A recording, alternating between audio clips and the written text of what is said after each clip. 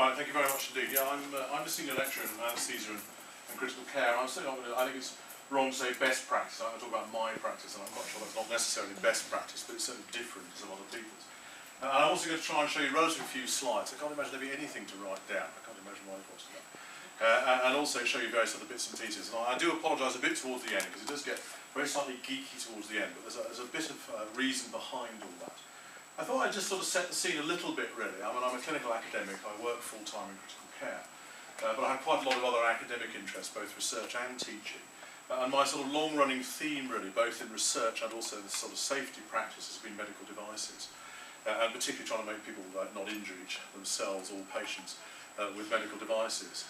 And it was in about 2003-04, I think, having sat on the Committee of Safety Devices, I was invited to go along to it's called the MHRA, which is a part of it's an executive agency of the Department of Health, Medicines and Healthcare Products Regulatory Agency, which deals with medical device safety. And asked to have a bit of a chat about trying to produce some educational packages.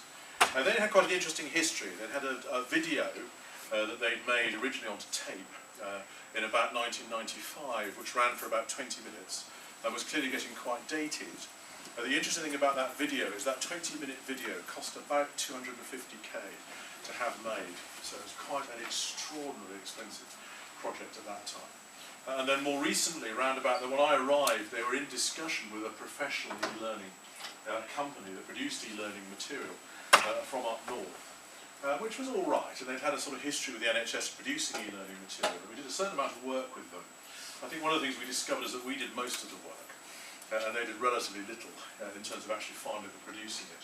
And that produced a 20-minute CD with some vaguely interactive bits. It had mainly images, it had no video on it, it had no animation, and it had a few quizzes that you could do. And that 20-minute e-learning package cost us £40,000. So things had come down. But certainly at that time, and not that differently now, if you go out to commercial companies, fully commercial companies, and have everything sourced, then around about sort of £2,000 a minute for e-learning isn't unusual.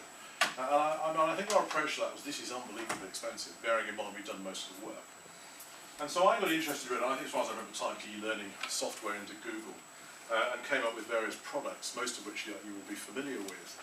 And I started with a very early version of Articulate, and I have to say I've remained with it. I have used most of the others that are out there, but I've remained with Articulate.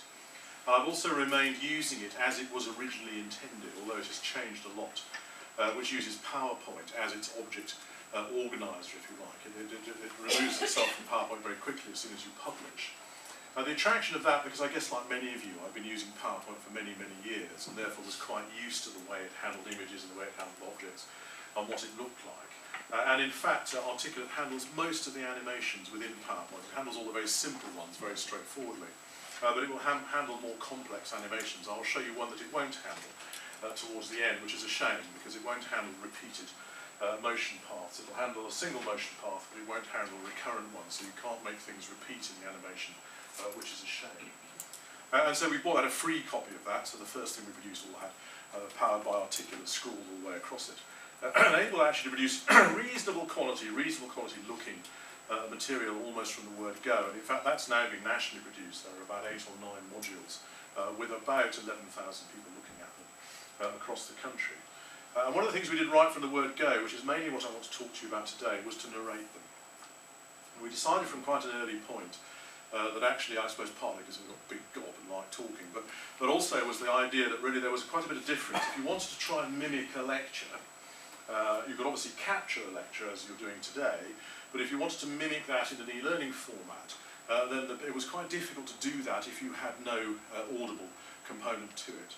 And that actually was quite different in those days. You may well have come across e-learning for health. E-learning for health has spent about £11 million producing some extremely high quality educational material, started in radiology, then anaesthesia, and now has branched out. But with relatively few exceptions, almost all of that is mute.